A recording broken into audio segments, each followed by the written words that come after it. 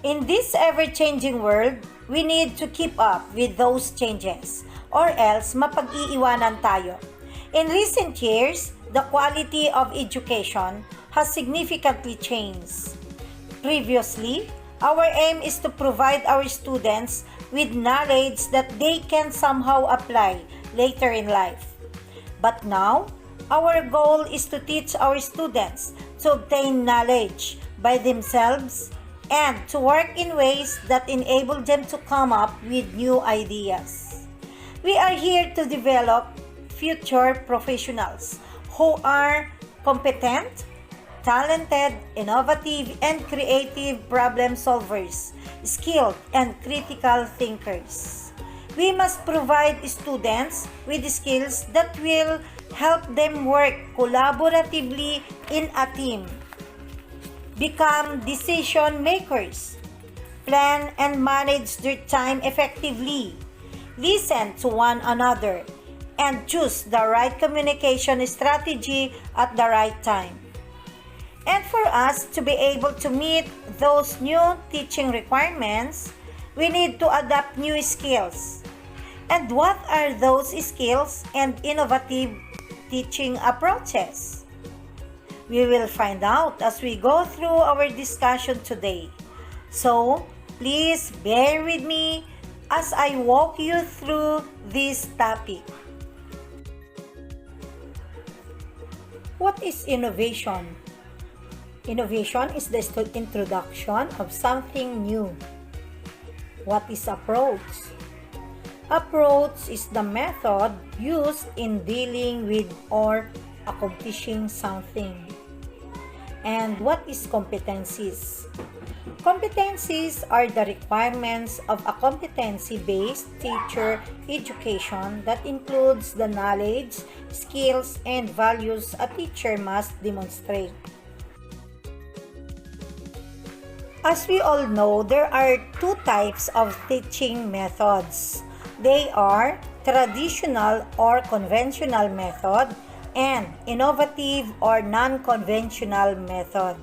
Let's have a short review on these things.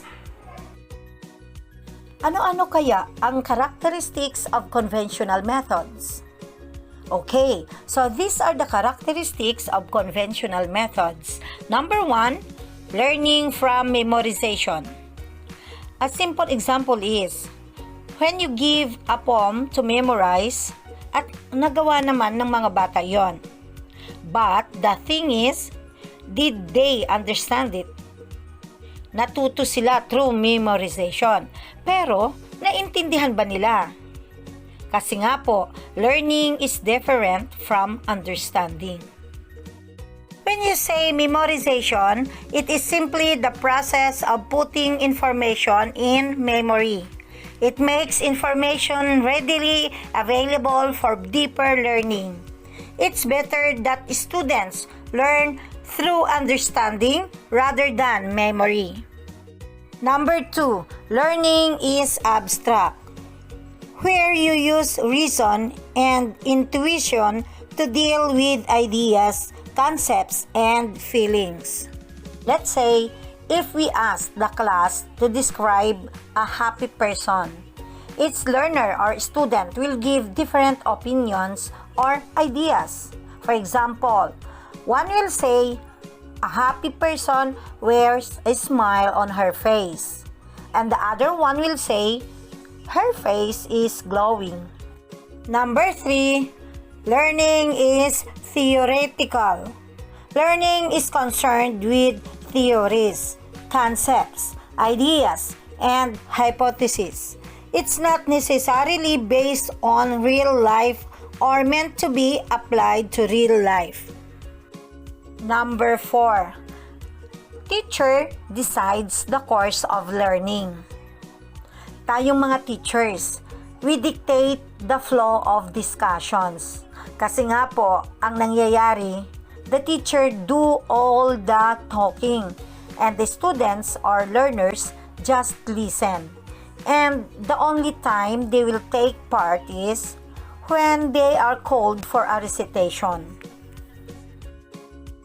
Number 5, interaction among students is less.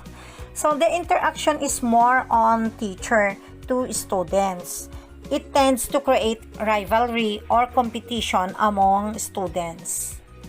Number 6, good behavior is based on extrinsic motivation. For example, sa competition, gagawin niya ang lahat o ang kanyang best para makuha niya ang trophy.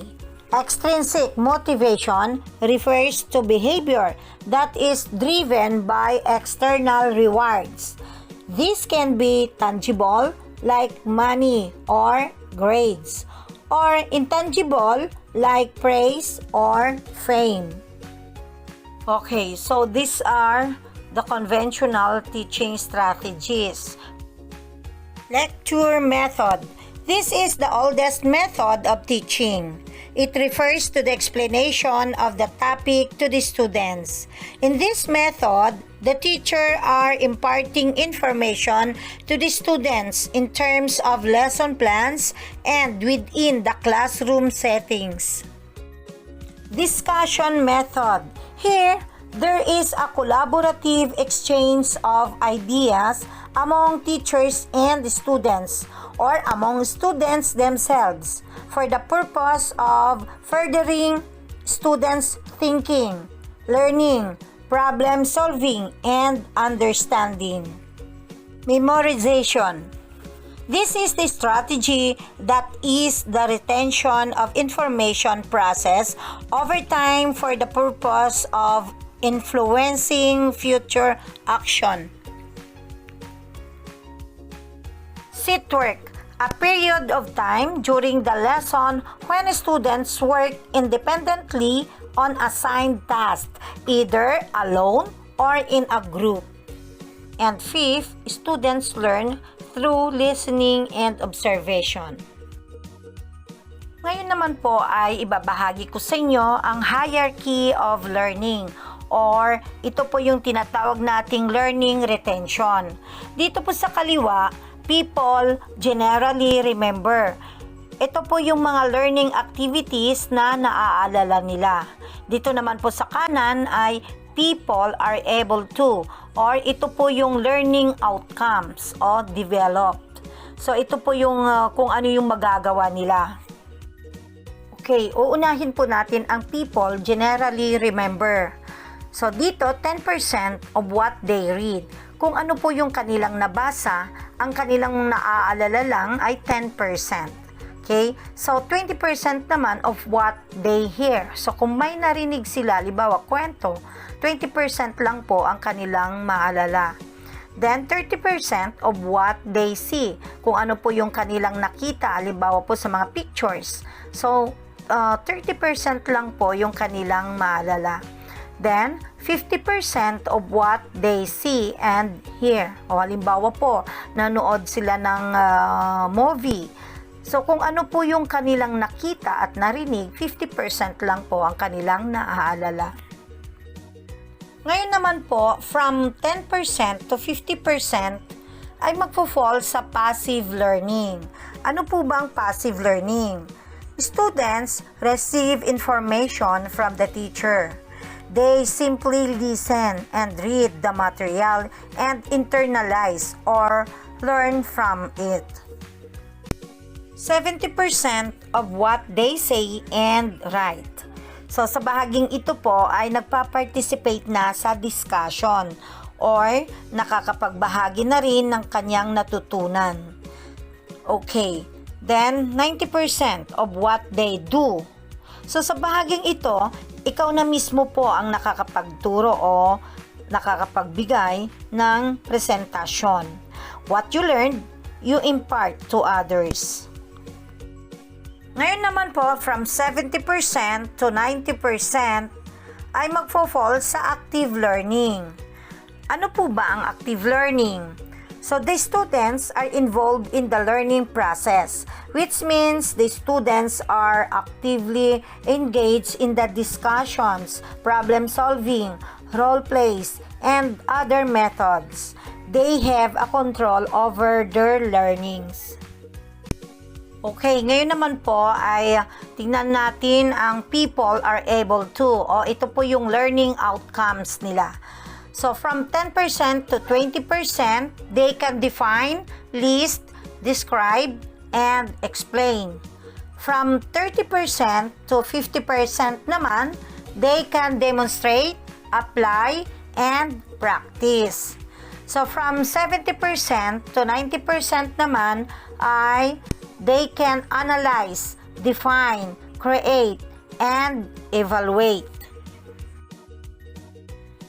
Ngayon naman po, ang second types of teaching methods, ang non-conventional or innovative teaching methods, na kung saan ito po ang aking main topic. So number 1 po, peer-assisted learning. Number 2, problem-based learning. Number 3, team-based learning. Number 4, small group discussions. Number 5, flipped classroom projects. And number 6, computer-assisted method of teaching. Okay, so isa-isahin po natin ang innovative teaching approaches or methods. Una po ay ang peer-assisted learning. It is a class-wide peer tutoring program. Teachers carefully partner each student with a fellow classmate. It is considered as a student-to-student support system. Okay, so we create a support system amongst students. So this is a body-body system where students learn from each other. Okay, so nagtutulungan po sila upang matuto. Ngayon naman po ay aalamin natin ang mga benefits of PAL to students. Number 1, promotes collaborative and active learning. Number 2, deepens students' understanding of the subject. Number 3, develops key study skills and promotes independent learning. Number 4, helps students make a successful transition of secondary studies. Number 5, improves retention and progression rate amongst students. And number 6, improves academic performance of attendees. Letter B, problem-based learning or PBL. It defined to be a total education strategy based on the principle of using the real-world problems as a starting point for the acquisition and integration of new knowledge. It can promote the development of critical thinking skills, problem-solving abilities, and communication skills. It can also provide opportunities for working in groups, finding and evaluating research materials, and lifelong learning. During the process, each student takes on a role within the group that may be formal or informal, and the role often alternates. It focused on the students' reflection and reasoning to construct their own learning. These used real-world issues or situations as the subject matter. It encourages students to develop problem-solving skills and learn concepts instead of just absorbing facts. Ang mga mag-aaral ay maaaring magbigay ng kanilang mga ideya at lumikha ng kanilang sariling plano. This approach helps students develop critical thinking and communication skills as well. Okay, and now let us know the PBL stages or steps. Step 1, problem scenario. Step 2, identify key facts. Step 3, brainstorm missing information. Step 4, self-directed learning.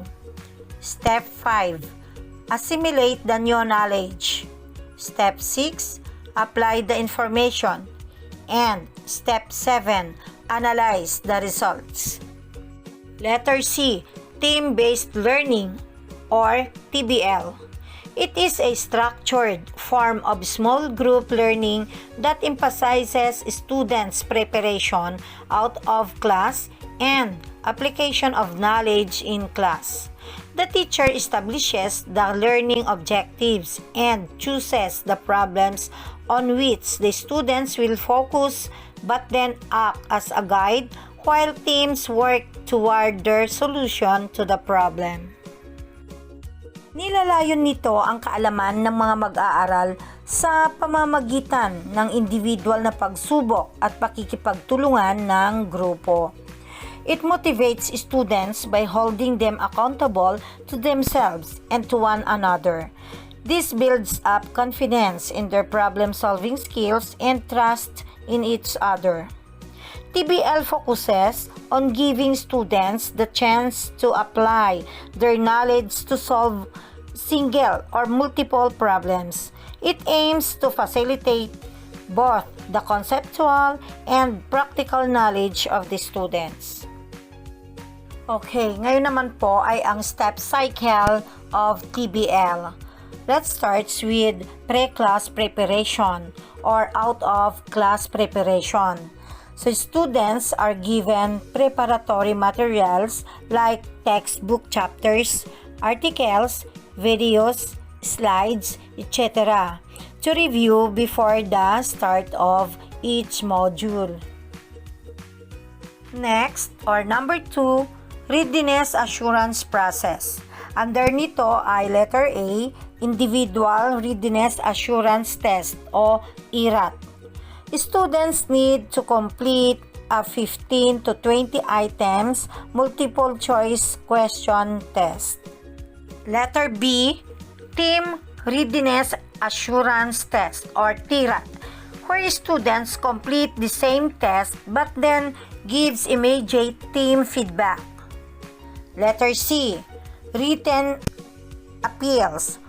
Dito naman students have the opportunity to write an appeal if they feel that they can make a valid argument or justification on their answer to question which they got wrong. And letter D, tutor clarification, where the instructor explains or clarifies any problems or misconceptions or misperceptions that arise or during the team test and the appeals. Next, number 3, application exercises. After the preparation and draft stage, the students are required to apply the study content for problem solving. The students work in teams to analyze, discuss, and carry out solutions to the presented problem. And number 4, peer evaluation. This happens after class, wherein students review what transpired during the process and come up with a conclusion. Letter D, small group discussions.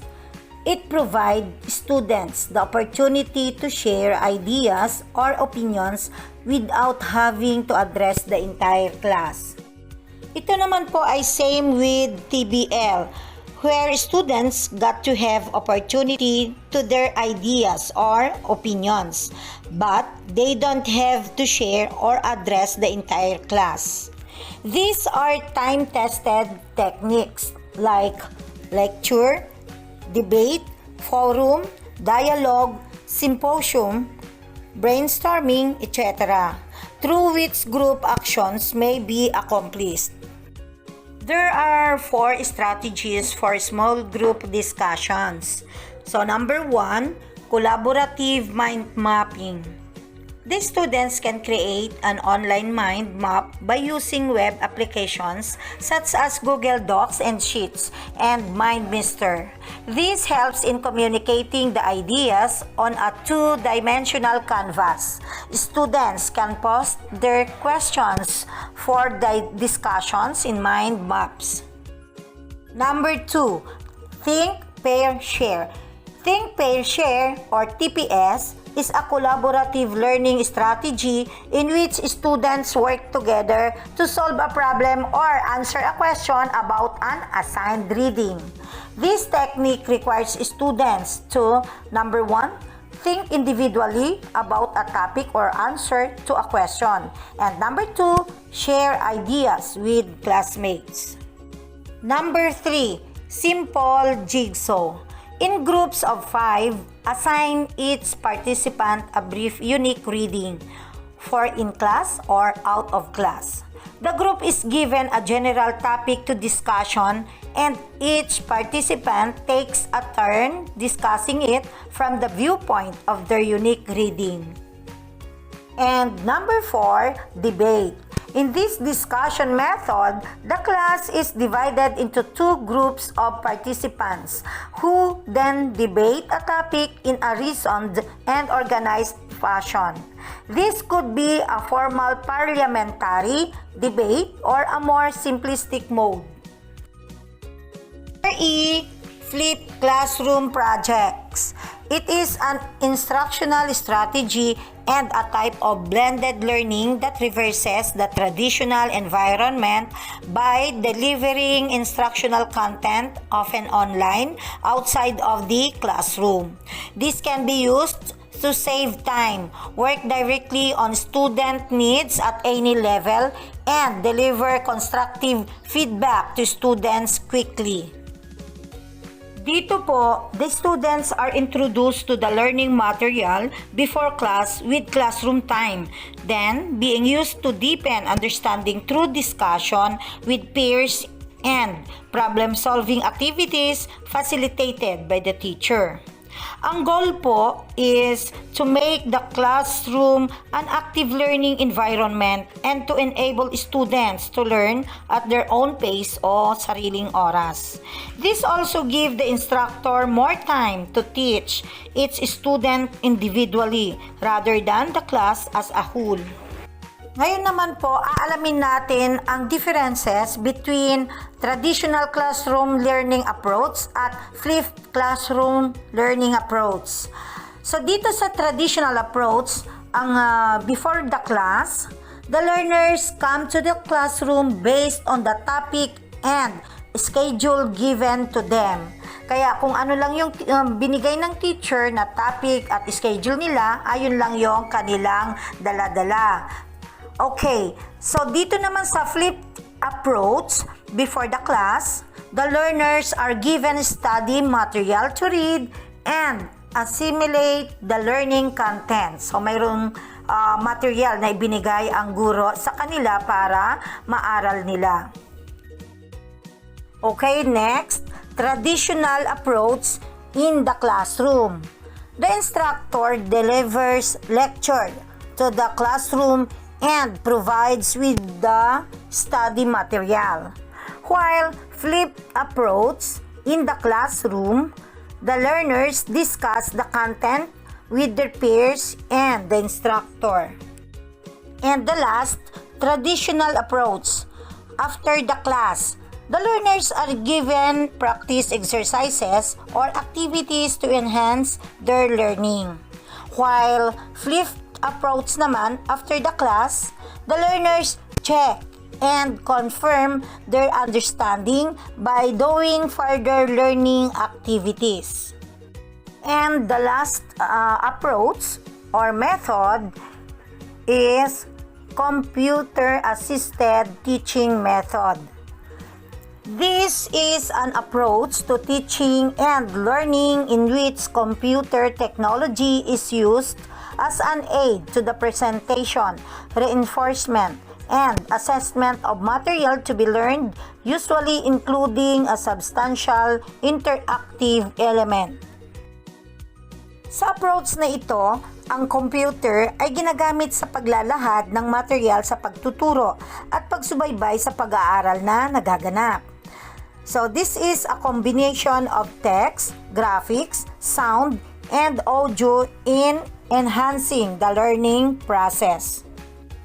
And now, let's see what are the types of computer-assisted learning. Number 1, logo. It is the instructional procedure for learning the program language through simple tasks. The simple program in Logos system are concerned with generating design on the screen which students do by following instruction. Second, simulation. By this method, the computer in programs enable the students to mount an experiment in symbolic form. And controlled learning. A controlled learning program provides a course of study in an instructional sequence on the pattern of branching program.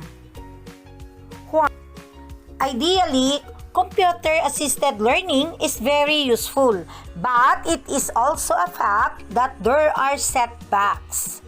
Okay, first, let us see what are the advantages. Okay, motivates learners, then provides consistency in the presentation, then can adjust difficulty to level of learner, next, can present concepts or processes dynamically and using multiple forms of representation. Then, can maintain records of student performance. And the last, provides immediate feedback. While the disadvantages are equipment and software can be costly. Ibig sabihin, mahal. Hindi lahat makakabili. Kailangang paglaanan ng budget. Then, number 2, development takes time and money. Number 3, not compatible for every student. Dahil hindi nga naman lahat ay marunong at hindi din nakakagamit. Yan. And the last, requires training for teaching. Yan. Like us, marami na sa atin na hindi na gaanong kabataan. Mahirap nang maka-adapt sa ganitong setup. So, this approach does not only takes time and money, but a lot of patience and determination as well. In conclusion, educators should demonstrate the following competencies. Number 1, effective classroom management, maximizing efficiency, maintaining discipline and morale, promoting teamwork, planning and communicating, focusing on results, evaluating progress, and making constant adjustments. A range of strategies should be employed to promote positive relationships, cooperation, and purposeful learning. Organizing, assigning, and managing time, space, and activities should ensure the active and equitable engagement of students in productive tasks. Number 2, effective teaching practices.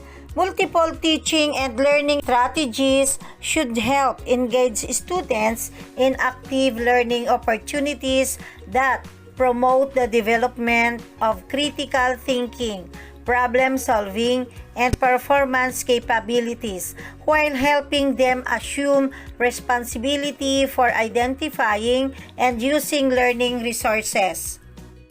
Number 3, effective assessment. Incorporating formal tests, responses to quizzes, evaluation of classroom assignments, student performances and projects, and standardized achievement tests to understand what students have learned. Assessment strategies should be developed that involve learners in self-assessment activities to help them become aware of their strengths and needs and encourage them to set personal goals for learning. And number 4, technology skills. Knowing when and how to use current educational technology as well as the most appropriate type and level of technology to maximize student learning. Educational innovation has drawn increasing attention around the world, and many countries have already embarked on educational reforms that aim to change both the goals and practices of education. And to keep up with these innovations, teacher preparation and professional development should be reworked to incorporate training in teaching key competencies. The 21st century teacher needs to know how to provide technologically supported learning opportunities for students and know how technology can support student learning. Let me leave you with this quotation from Narendra Modi. Innovation no longer remains a choice, but has become an imperative. As teachers, we need to adapt to those changes as part of our professional growth and development. Innovation is essential. It is no longer a choice. We need to embrace these changes and take this as an opportunity to improve ourselves. And with that, thank you so much for listening and have a nice day to each and everyone. God bless.